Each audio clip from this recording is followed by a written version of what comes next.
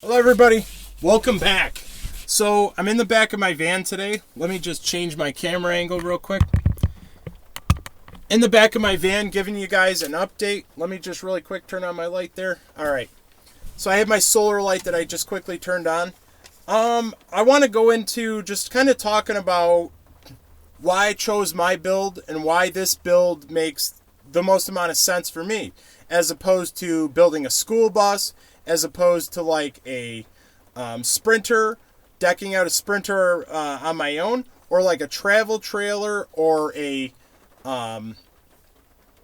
like a truck camper.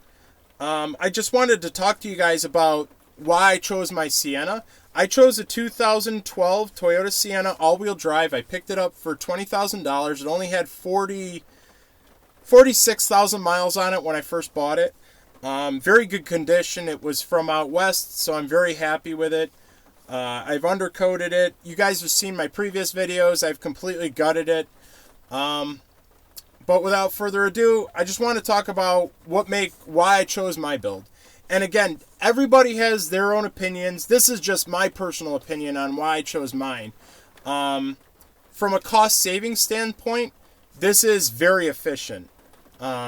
So I'm not going to compare each one because everybody does it different, and that's what's great about, van life. I'm not a full-time van lifer. If I was, I'd probably choose something a little bit bigger. This is just kind of a weekend or, a month at a time or something like that I want to go camping. I'm not going to do it for the rest of my life where I'm going to live out of a van, because I do have a permanent residence. So just saying with that, to each their own is basically what I'm trying to say. Each person's different. So yeah. Why I chose a minivan. So first of all, theft. It just kind of makes sense in my mind that if you see somebody with a $100,000 trailer, with a Sprinter, with a schoolie or something like that, people that are thieves, they're going to think, oh, well, they've probably got a lot of money since they bought a $100,000 RV, or they bought a really, really expensive camper. They've probably got a lot of more valuable items in that, which is oftentimes true. In my minivan, they're probably going to think, oh, well, it's just a normal minivan. They probably don't have very much. So we're just going to skip over that, and we're going to go steal from the guy and break into his vehicle where they've got a Sprinter, instead of somebody who's got just a basic minivan. So that's my number one thing, is theft. I just don't think people are going to be as willing to steal from somebody that owns simply a minivan, because they're going to think, oh, well, he's got to be an average Joe. There's probably nothing of value in that vehicle. And that's just my opinion, again, with the rest of this. So, price. I paid $20,000 for this minivan. It's already paid off. Whereas you can pick up a Dodge Sprinter or a camper for easily, like $100,000, $200,000. I've seen some of these motor coaches that were like $2 million.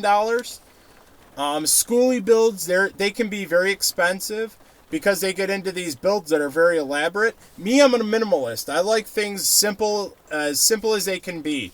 When I used to camp as a kid, I was camping in a tent, or out of the back of my Jeep Grand Cherokee. And then I moved up to an A-frame pop-up camper, and then I had my base camp, Airstream base camp, for a little bit, that I camped out of. And then I actually converted at one point my an enclosed trailer that I was towing around. So that's another thing about an enclosed trailer is, this is my next point. The price, or I'm sorry, this is the continuation onto this point, and then I'm going to go into my next point. But my price is a big expense. You don't want to spend a lot of money. If I can save money with camping, then I can do it more often during the year. Whereas if I spend $5,000 every time I camp, I might be able to do that once, maybe twice a year. So that's another thing to consider. It's a blank slate. So that's what's really cool, is that I'm a firm believer in build it, don't buy it. And when you buy a lot of these RVs or campers, they're already decked out for you. I like the idea of knowing what I did, building my own stuff, so it's up to my specs. So it's up to, I know what's in it, I know what I want in it, and I know what's, what I've put into it. If I have to fix it, I know what it consists of. A lot of these campers, you get some really cheap materials. They're lightweight, they're cheap. They're always breaking. I can't tell you guys how many friends I've helped out with their roofs, to redo their roofs on their campers. This thing has got a solid roof. It's steel. So I'm not really worried about that. My Airstream was steel. That was nice. But actually, on my Airstream base camp, I had some rot accumulating on the floorboards. So I wasn't really happy with that. Thank God I got rid of it. But yeah, that was a headache. My next thing is gas mileage. I get about 25 miles to the gallon with this. When I was towing my base camp or my A-frame pop-up, I was getting, with my Honda Ridgeline, I was getting about 14 miles to the gallon. And if you tow anything bigger than that, I have friends that have Sprinters that are getting probably 16, 17 miles to the gallon. It depends if they're four-wheel drive or not. Depends on the wind and everything else, of course. Depends on where they're driving. But I've had friends with really big Raptor toy haulers that are 38 foot, that tow them with a big, Hemi, a big diesel Dodge Ram, or a big Hemi-powered vehicle, or a Hemi-powered Dodge Ram, and you're getting like 9 miles to the gallon. You're getting like 8 miles to the gallon on a good day, and it gets worse from there based on the size of your rig. There are some people with motor coaches that are getting only 5 miles to the gallon, or school buses that are getting even worse miles to the gallon than that. So that's something to really consider. From an overall standpoint, cost savings perspective, it doesn't make sense for me to drive around to Schoolie, because that would get very expensive, not only in repairs, but in gas mileage as well, or diesel mileage. My next point, no special mechanic. I don't need any special mechanic to work on my Toyota Sienna. I could take it to any place I want. If it breaks down, I just need an average tow truck or a flatbed to come out and tow it. And they can take it to, any mechanic around to have them fix it.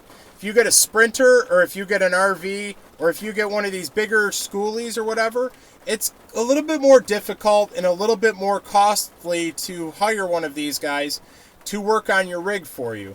So that's just something else to consider.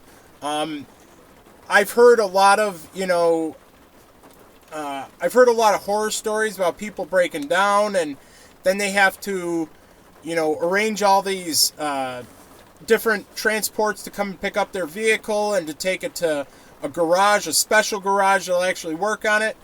Anybody will work on an average minivan, so that's kind of another reason why I chose to pick a minivan. You don't need any special mechanic.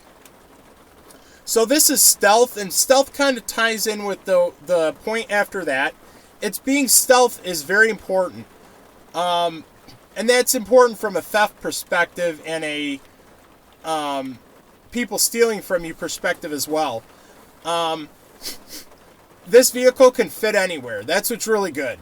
That's a huge plus. If you're in a parking ramp in Seattle, Washington, and you want to park somewhere, or you're in just a Walmart parking lot, or you're in some average space where you need to park an average vehicle, this will fit anywhere, like an average campsite. Something like this, it's really nimble, you can move it around better than you can towing a really big rig, or you have a really tall Sprinter where there's height restrictions on some of these parking garages. You need to be real careful with all of that, and low bridges and all that jazz too. There's a lot of height restrictions. I heard a story about a friend of mine who had a Dodge Sprinter where it wouldn't start because it was too windy. I just a random thing popped into my head I thought about. So the size is important, and being stealthy is also another thing that's huge. People aren't going to really bother you if you're in a minivan. You can get by with being stealth pretty easily in a minivan. whereas an RV might be a little bit more difficult. So stealth is really important to me. And it being able to fit everywhere is pretty important as well. You don't have to worry about jockeying this vehicle and making a 20-point turn if you get to pull into a wrong parking lot, or if you go into a wrong parking space at a campsite, or if you get down some back road in a national forest. So you don't have to worry about that in one of these vans, which is really huge. Daily driver. This is my daily driver. So again, like I said earlier, it's cost effective for me to drive this. I can still legally take 3 people because I've got 3 seatbelts in here still. I can haul me. It's just me driving. So once in a while I have my nephew that rides with me, but I seldom ride 3 people in my vehicle ever. So that's important to realize as well. Sorry, I just figured I'd fold that up. So yeah, being a daily driver is huge as well. My next point. It's easy to replace things. I can't stress this enough. You don't know how many I've heard about ProMasters and a special computer being made in, like, it wasn't Bolivia, it wasn't Bulgaria, where the hell was it? Bavaria. Like, you have to have a special computer made for your vehicle or a special part. This Toyota Sienna, you can pick up parts for these anywhere. You can go to Midas, you can go to an Advanced Auto or an AutoZone and pick up parts for it anywhere. You can pull it into a service shop and have it out within 24 hours and have any part you want replaced on it. You don't have to wait for a month and a half for something to be shipped in from overseas to have it fixed or from the manufacturer. These vehicles are pretty reliable. That's huge too, is the reliability of it. Siennas are extremely reliable.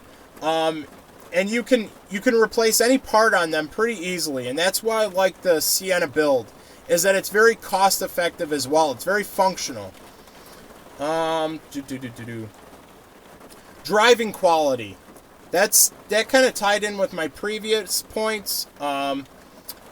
Drivability. Being able to get it up to 70 miles an hour on the throughway, and being able to tow it or drive it over, a mountain pass, or through some of these seasonal roads, is real easy with a Sienna. I'm not talking about off-roading in Moab or anything crazy like that, but I'm just talking about a simple Forest Service road that doesn't get maintained very often. It'll be a lot easier with a Sienna, where you want to do a little bit of overlanding, than with like a Sprinter or a truck camper or a trailer or an actual bigger RV. Most things I notice is that people that have these really big RVs, they don't utilize the whole thing. They have a lot of wasted space in them. They don't spend a lot of time in every room of it. There's a lot of things that they don't need. Me, when I had my camper, I seldom ever took a number 2 in the bathroom, and emptying the black water tank. I had a leaky black water tank that I had to fix on my buddy's trailer once. I never want to do that again. I don't want to worry about having a full black water tank bouncing up and down, going out of a campground that's full, and having it maybe splash everywhere in your bathroom. I don't know. I just think of these things. And then you have to dump it, which is disgusting. I don't think of that stuff when I think of vacation, having to deal with poo-poo. That's kind of gross. So I never went number 2 in my camper. That was a no-no. And dumping it was just kind of a pain in the neck that I didn't want to have to deal with as well. Another thing that I never used was my propane furnace. I never heated with propane. Just kind of in the back of my head, I was always worried about a propane leak. And I never cooked with propane neither. So that's why I don't have propane inside my vehicle. I do have a propane burner in my toolbox if I do need to cook. I do have my solar generator back here, and I do have a little dipper that I can cook stuff with. Or I don't really want to put a burner inside the vehicle, but I've got my window here. I don't know if you can see it. I can roll this window down a little bit and have some ventilation come through here, because I do have the rain guards on it, believe it or not. Or if I'm cooking here, I get a really good background view of whatever I'm up against next. So that's or whatever, wherever I decide to park. I can get a nice scenic view of that while I'm cooking, which is kind of neat. But to get back on topic, yeah, I don't want to have to worry about a propane leak or worrying about cooking with it. It's just not my cup of tea. When I go on the road, I think of camping as camping. I don't do glamping. So that's just my take on that as well. I like to cook with electric. I have a little, they call it a dipper, but it's a crock pot, a mini crock pot, which only uses 40 watts. So I have more than enough watt hours to use that. To cook for like 3 hours, 4 hours, no problem. It's not even going to hurt my battery at all, or my solar generator. My last point that I really want to drive home is reliability. I can't tell you how many times I've been on the road and I've had, issues with my vehicle, and you have to go somewhere special to have a special item fixed or something like that. I want to just get in it and go. From what I've looked at on the internet and from what I've read, Toyota Siennas are very reliable. I've heard horror stories about truck campers, about RVs, about trailers, about sprinters, about any kind of camping you hear, you can name it. I'm sure there are people out there that don't think Siennas are very reliable as well, but from what I've read, they're pretty bulletproof. So I'll probably buy another Sienna after I'm done with this one, just because I enjoy it so much, but I wanted something overall reliable. And I hear about some of these Siennas getting like 500,000 miles on them. I'm pretty impressed. Again, routine maintenance is huge when it comes to anything. So that's just my quick list of going through why I decided to choose a Toyota Sienna minivan. And I'll go through the list really quickly just to wrap it up.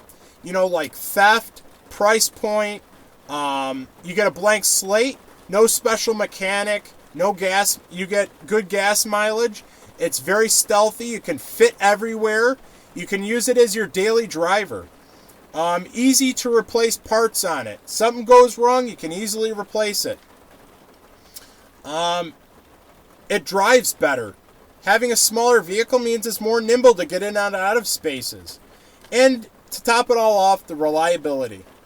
So I hope you guys enjoyed this video.